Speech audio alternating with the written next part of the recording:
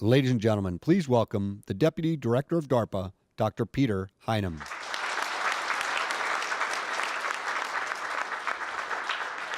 So, thank you for participating in this colloquium, and thank you for staying till the better end. I was dreading an empty floor, so that's good. Now, so what I'm going to do is talk about where we are. I'm going to talk about the journey we've taken to get to this point, and then look ahead. So you have to know where you are in order to understand where you need to go next. The bottom line is that after 60 years of pushing and striving, the field of AI became an overnight success in the last decade. And I think we're all dealing with that in all kinds of good and bad ways. And that's part of what I'm going to reprise now. Spoiler alert, much accomplished and much more to do. The DARPA by design is an integral part of the research community with continuous interchange of technical leaders and ideas. And DARPA is also part of the Department of Defense, charged with avoiding and imposing technological surprise.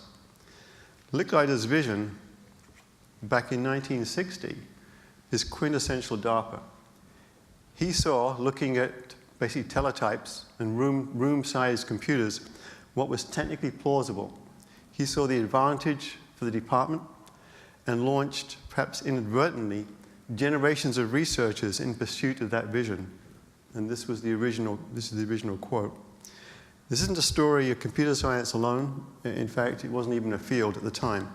Or EE, or CogPsych, or biology, or math. All these fields and more have been tapped for insights, and in turn have been fundamentally changed. And in all this time, DARPA has executed on his original vision. As Steve spoke to this in his opening charts, and it illustrates DARPA's sustained investments.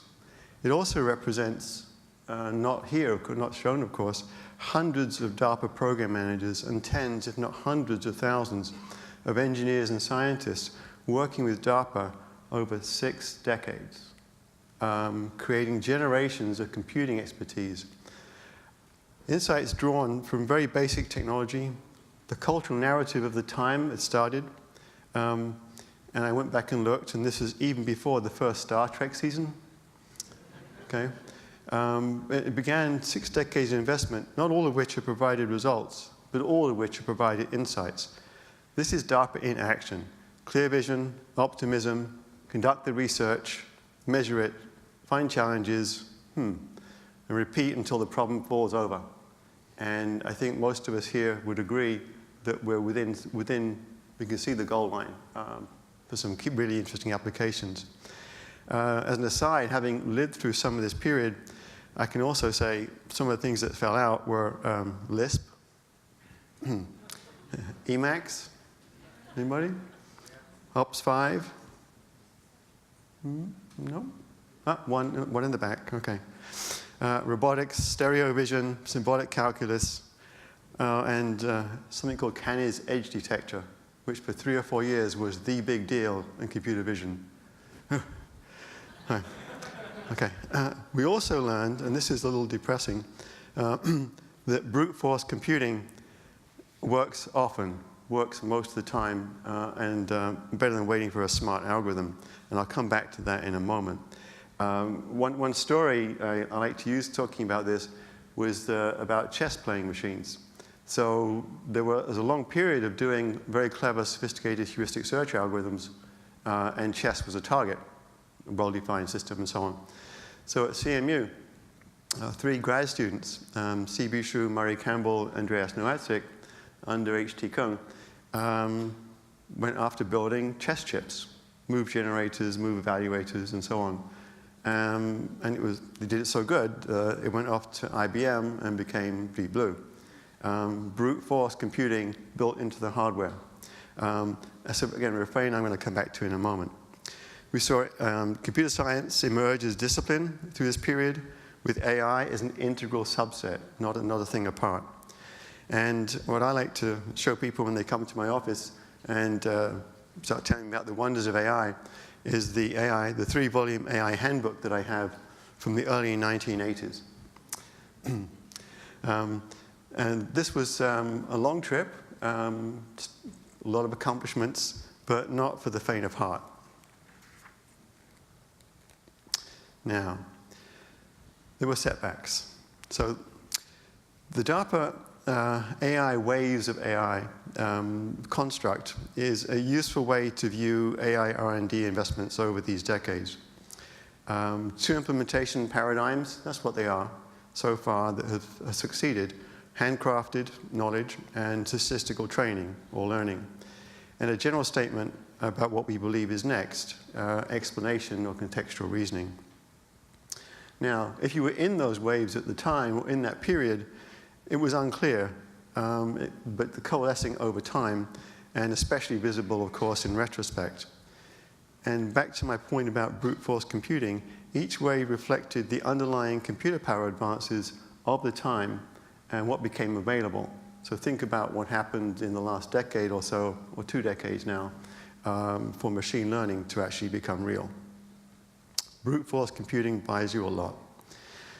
Now, DARPA is making the bet that the essence of the third wave will be representing common sense, and I recognize how loosely defined that term feels at this moment, but just hang in there. It will almost certainly take longer than we hope, and we will learn much along the way. But in terms of that brute force computing aspect, we have a lot of cycles available. We have a lot of people working on making them available at very low electrical power. We have a lot of storage. We have a lot of communications. There's a really strong, very interesting base to work on. And all these together is why I'm personally very excited to be serving at DARPA at this time, helping to explore and create what comes next. Now, the field has a track record of alluring promises and under-delivery, which is represented here by the crests and falls of these various waves, which correspond approximately to levels of funding for the research. The under-delivery led to AI winters in terms of research investments, but DARPA and others never gave up entirely. And one of those winters can actually be ascribed to Director George Hallmeyer of DARPA in the late 1970s, a physicist and semiconductor guy who came on board and said, what the heck's going on here? Why aren't you measuring results? And there weren't really many results to measure. But in retrospect, he did a really good thing because he forced the pace in this field on rigor and on application. It wasn't just exercise exploration anymore.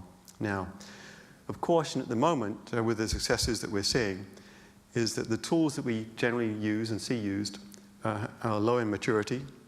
There's an absence of robust test and evaluation practices.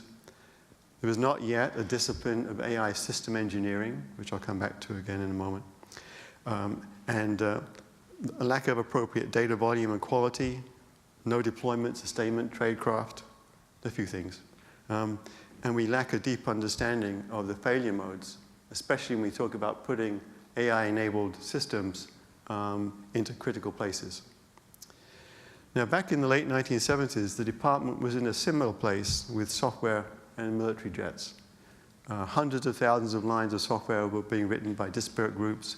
There wasn't an engineering discipline for software. And the department recognized that. So as a consequence, it created a new, in government speak, an FFRDC, the Software Engineering Institute at Carnegie Mellon University, led by Watts Humphrey.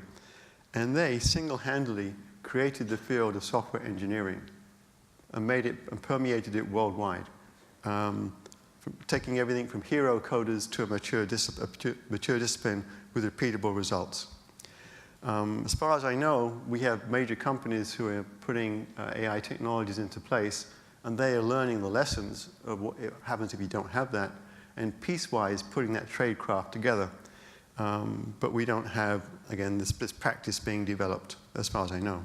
At the same time, during these periods, it wasn't just in the US, of course, that saw the ebb and flow of support for AI technologies. In Japan, very famously in the 1980s, was the 5th generation computing, a national initiative. in the UK, an AI winter caused by the Lightill report. So that said, there were amazing accomplishments. So DARPA found substantial wins which were only possible by sustained and informed research investments through this period. DARPA did have funding partners, of course, National Science Foundation, the national labs, companies. If you remember through that time, AI labs were fashionable for a while, then they went away, then they came back. It was the thing, the boutique place to have, because there were some interesting results, even from first wave work. Now, more recently, the service labs. And all along, there have been overseas investments in these technologies, but especially in the last decade or so, when we see major investments in countries of interest. So now to today. This colloquium is a snapshot of the state of the art. And for somebody who's been in or near this field for 40 years, it's very impressive what has been achieved and discussed in the colloquium, as I'm sure you'll agree. Okay. Now, it seems at the moment that Licklider's vision, taking computers from being just tools to partners, is within reach. And I personally believe optimism is called for, though this may yet be a full summit. Much has been achieved, much is needed. You've heard some of these achievements, and you've also seen some visions of this plurality of pathways that we have to explore in the near future before we make the next big push, or before the next line of investment really coalesces. And it's you, the people who came to this colloquium, you see, you build, and you use these technologies every day. I'm always mindful of the history of AI R&D, but seeing real successes is incredibly encouraging. So, what is it today that the AI technologies are providing? Well, there are many important problems, and what's causing excitement? There are many important problems for which we don't have an analytic solution, but for which we can use appropriate data to train a second wave solution. And these work reliably enough to be a real value in interesting and important situations. Now, AI technologies have enabled useful capabilities in many domains that had been considered intractable. I personally worked on big systems where we didn't know the physics associated with a particular piece of a puzzle, so we couldn't build the whole thing. And we've been able to put an AI second wave Band-Aid over the cut and make something interesting happen. Caveat, with all the statements before about predictable performance, sustained performance over the long term. So I had intended to sit through all the talks and make additional points. So a couple came up that clearly are in here. We have transfer learning occurring in airframes, which is in DSO, and in another program talking about broken robots. So if you have an airframe, a quadcopter, you want to take the robust control to a three-blade system, can you do that? That's interesting. But in real life, you will occasionally degrade to a three-rotor system and have to deal with it. And then we heard Harvard this morning talking about missing a leg or other things and being able to adapt and the ways of doing that. The Spectrum Challenge is something I really like. And if you watch that and see how the collections of teams were being rewarded for optimal performance, it was playing nice with each other to make really good use of spectrum without any coordination ahead of time. Now, in the Spectrum Challenge, this is a good thing. If you're doing trading, it's called collusion and market rigging. So, again, if you get to look at what was going on across the agency and outside, there's a lot of different perspectives. And of course, metaphor. Yes, we need to detect fakes. But I'm also watching fake production going on as well. A lot of successes. Okay, now, so I feel privileged to see a field developing in front of me, although sometimes it may feel like Sorry, a lame joke coming up. That determining the Schrödinger elephant as new discoveries and insights are continuously correcting the nascent theory. So what next? This is the AI Next campaign. You've heard and seen some of these numbers. Looking across DARPA, we have about 250 running programs at any time. So what we're saying here, there's at least 1/3 of those programs in all domains, from biology to space, involve AI technologies today. This is just amazing when you think about it.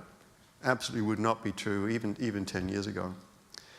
Now, as we get into this campaign, we're emphasizing execution, and I really want to thank here the contracting office inside DARPA, General Counsel, as well as the PMs and the office directors for really leaning in to do this. Generally, for this campaign, we're doing three major things. First, as alluded to before, we're putting firm foundations under current AI technologies, which don't exist today. We're aggressively applying existing AI technologies and those that are being developed as they become mature enough against challenges of national security interest. And third, we're exploring, creating, establishing this next wave of AI technologies. And it won't be till we're through it and past it, we realize actually what it was. We think again, contextual reasoning and explanation, and we'll find out what it actually was 20 years from now. Now, we're also, so these are done with regular programs, that middle column. We're also giving the research community, the resources to accelerate the exploration that we need to do. And that's shown on the right. Thanks to Valerie Browning and DSO, they established a way of doing relatively quick awards. So that's what we're doing. We co-opted that, and it's called AI Exploration. We post topics of interest. We give you 30 days to respond, and we will award other transactions, OTs, within 60 days after you respond, if you're successful in review. And these for up to $1 million each, and these really are explorations. This is us getting out ahead of the curve, pushing into places with your help, seeing what's there, and where the full-up programs are justified to come afterwards, and which are dead ends. This is incredibly important. And we have a broad set of topics in here, all fundamental research, hardware, software, math, neuroscience, you name it. And there's more coming on a regular basis. They would come faster, but I'm very conscious of contracting officer burnout. So shout out to them. Now, also AI Next is a DARPA-wide campaign. I2O and DSO, two of our offices, and natural foci. But in fact, as mentioned, AI technologies are being created and used in all DARPA offices, all offices at this time. So DARPA recognized what is now possible and is aggressively, and I think fairly creatively, driving for goal. Now, DARPA's achievements, these are technical things that we're talking about here, are not just technical, and we changed the world. First, who would have thought 60 years ago that the Department of Defense would have an AI strategy? Yeah. So, and this strategy calls out DARPA's role explicitly as executing against the hardest research challenges, which recognizes what we've done so far and recognizes what still needs to be done, absolutely has to be done. Now, I'm just an R&D guy, and I have the deepest respect for those in engineering, deployment, and sustainment of anything, but especially AI technologies. So another thing called out in the strategy that's been created is on the technical side. The department has created the Joint AI Center. Do anybody here? There was some attending yesterday. Any folks still here today? No. So I have the deepest respect for what they've taken on. that notion of engineering, deployment, sustainment of large, complex systems or capabilities in a novel technology is an absolutely critical job for success. And it's going to be really, really difficult. Few, if any, organizations outside have figured this out. So my personal hope, actually, is for an organization to build the tradecraft of AI system engineering, just as the SEI, Software Engineering Institute, did for software in the 1980s. And then that would be used by the JAIC, used by research teams working with DARPA as they build more and more aggressive systems.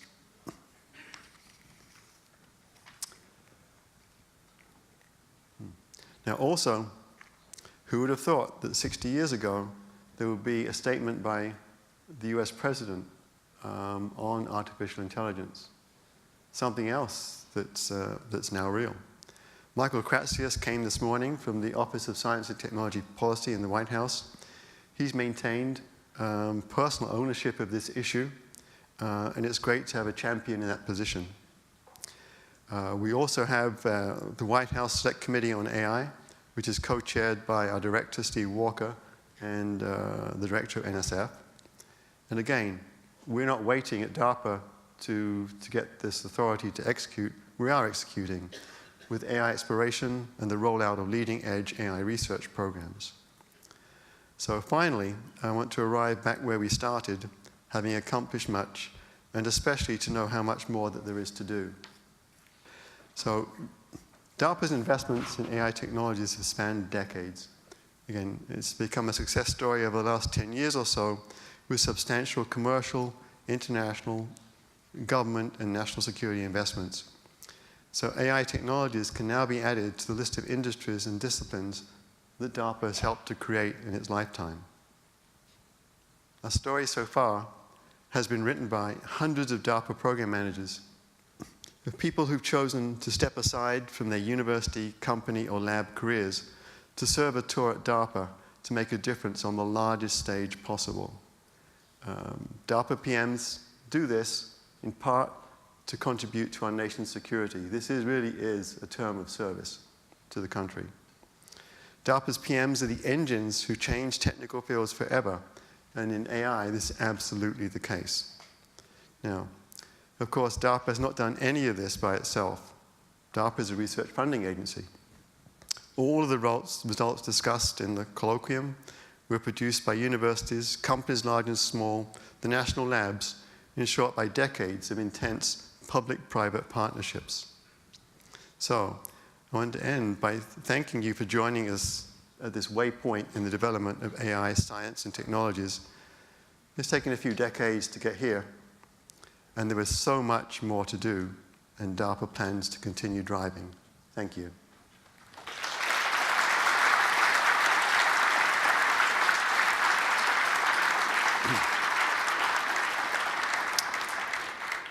Now, to those who made this happen. So I want to begin by thanking our director, Steve Walker, for, as a hypersonics guy, being so supportive of DARPA's AI research. Steve, in the D60 symposium back in September, described this investment of $2 billion over 5 years in AI research. And also, of course, for agreeing to keynote the Colloquium. Now, John Everett and Valerie Browning led the charge on the content and putting this Colloquium together, so special thanks to them.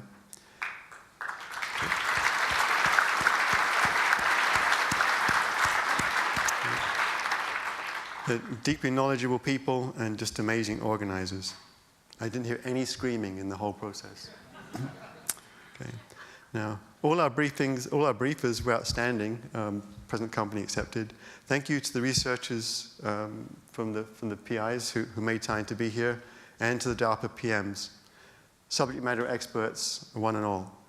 And there was no technologies in sight, AI or otherwise, that might replace them. So the jobs are safe. Okay. This tape event takes many skilled hands, so please join me once again in thanking everybody shown here who made this possible.